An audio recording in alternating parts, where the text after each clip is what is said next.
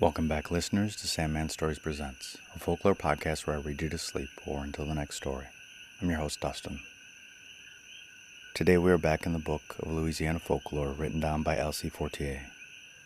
We're actually finishing this book, so I'll have to prepare another one soon.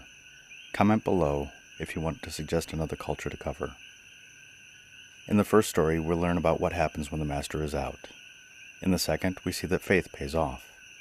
In the third, we learn who is smarter, the king or the peasant. And in the final story, we hear about a little boy who has magic. Okay, let's begin.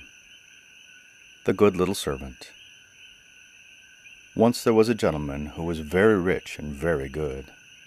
His wife always pretended to be sick and needed all kinds of extraordinary remedies, which her husband had to go and get for her. The woman did that to get her husband out of the way, and so she could squander his money.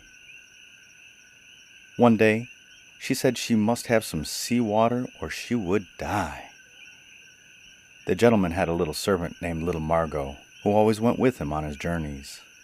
But when the gentleman went to go get the seawater, Little Margot was left behind and saw what the mistress was doing with her husband's money. She was preparing to have a great boil and a great supper. Little Margot went to tell his master what he had seen and asked him to let him act. They secretly came back to the house, and Little Margot told all the servants to follow him and do whatever he would order them. He put his master in a large basket and hid in the basket a number of whips. During the ball, Little Margot came to the dancing hall with two men carrying the basket, and followed by the other servants. The mistress and her guests thought it was some fine present and crowded around the basket. All at once Little Margot said, "Here is my master come back." And taking the whips from the basket, he gave them to the servants and to his master, who whipped the guests and the lady unmercifully. The gentleman put his wife out of his house and said to her, "You do not need any seawater now to cure you." The end.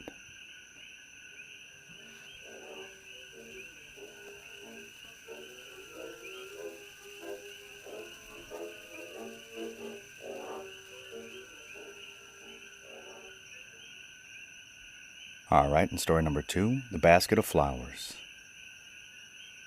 There was once a little girl named Marie.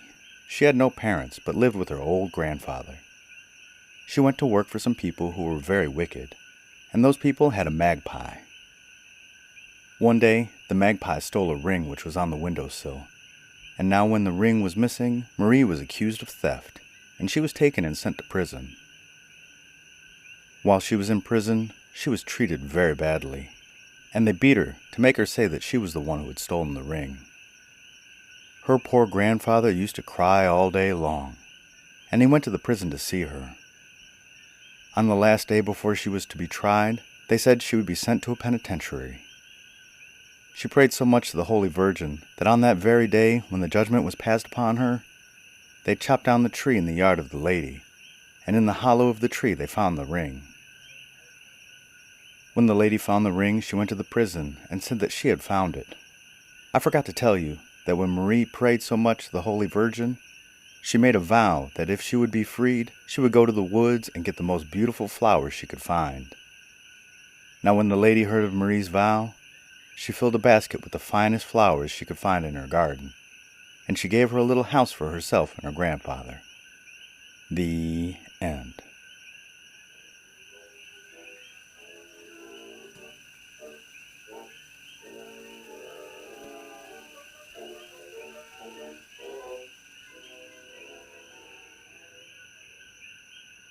Okay, and story number 3, John Greenpeas. Once, an old brother called John Greenpeas lived in a cabin by the king's palace. As all of the king's chickens were being stolen, he wanted to save his geese, and he asked John to tell him where to put them. John was delighted, and the geese disappeared in the same way as the chickens.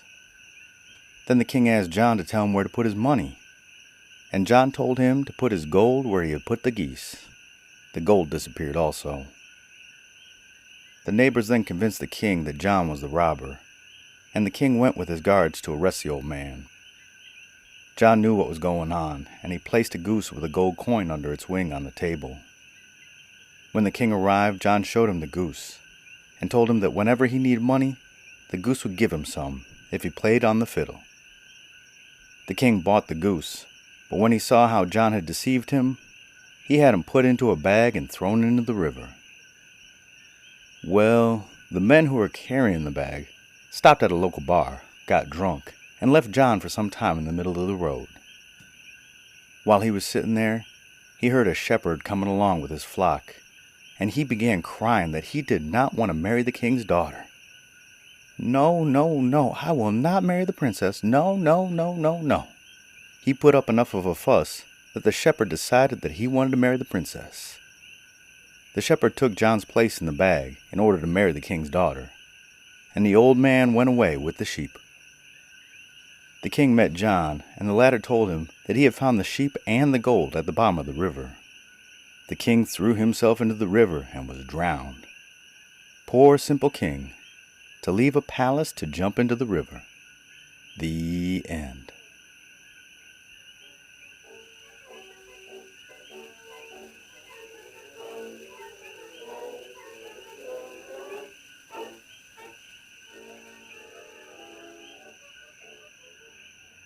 Okay, and the final story, A Poor Little Boy.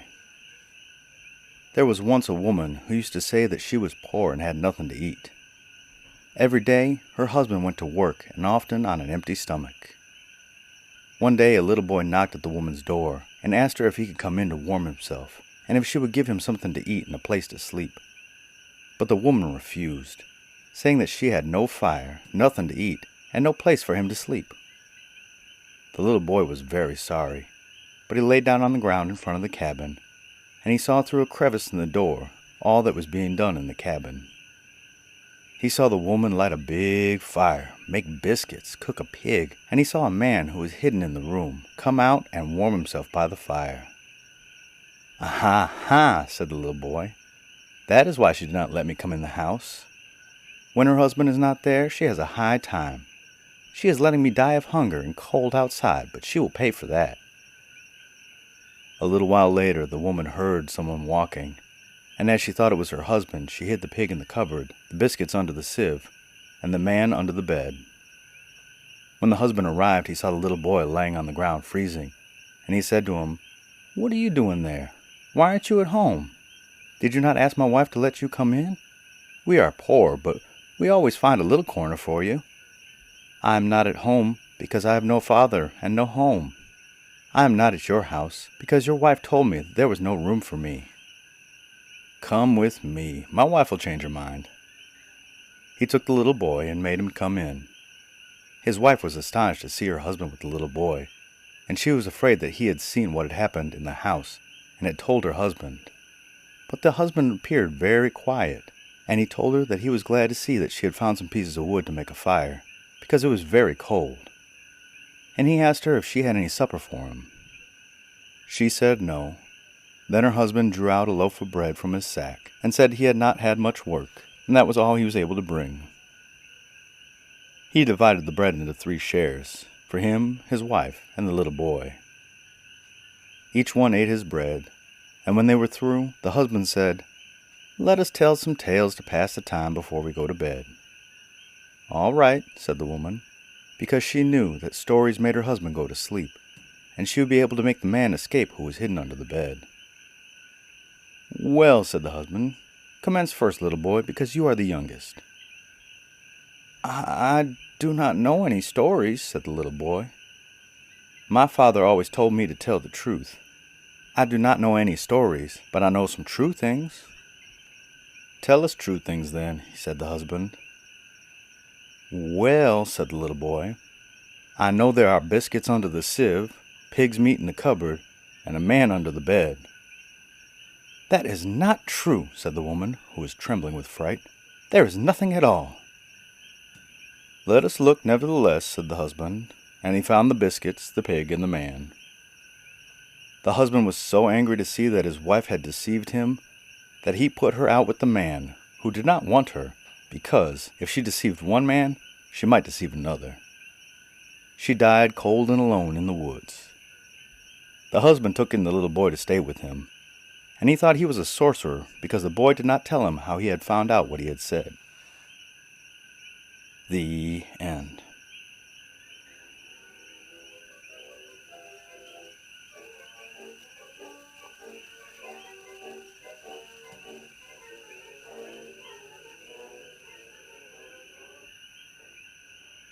Well, I like the servant in the first story. I was a little confused because the name is Margot, but it's a boy or a man.